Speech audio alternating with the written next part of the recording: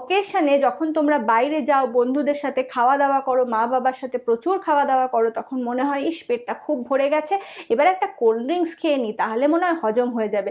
কিন্তু তোমরা সেখানেই ভুল করো। কোল্ড ড্রিঙ্কস কি কার্বোনেটেড ড্রিঙ্ক, এটা কিন্তু একদমই হজম করাতে সাহায্য করে না, উল্টে তোমার স্টমাকের মধ্যে বেশি পরিমাণে HCl ক্ষরণ হওয়ার জন্য স্টমাকের লাইনিংটা নষ্ট হয়ে যায়, তার জন্য অ্যাসিড রিফ্লাক্স হতে পারে। এছাড়া এর মধ্যে যে বিস্তর পরিমাণ সুগার থাকে, সেই চিনিও কিন্তু তোমার খাবারকে হজম হতে বাধা দেয়। তার উপরে দেখবে যখন তুমি অল্প কোনো খাবার খাও, তুমি কোল্ড ড্রিঙ্কসটা খাওয়ার সাথে সাথে তোমার মনে হয় না পেটটা অনেক ভরে গেছে, কারণ এটা তোমার স্টমাককে এক্সপ্যান্ড করে দিচ্ছে, যার জন্য চট করে মনে হচ্ছে পেটটা অনেকটা ভরে গেছে। আর সব থেকে বড় ব্যাপার, এর মধ্যে যে ফসফরিক অ্যাসিড থাকে, এই ফসফরিক অ্যাসিডটা কিন্তু তোমার স্টমাকে গিয়ে ক্যালসিয়ামের সাথে বাইন্ড করে সেই ক্যালসিয়ামটাকে তোমার শরীরে অ্যাবজর্ব হতে বাধা দিচ্ছে। তাই এই বাজে জিনিসটা কি আর খাবে?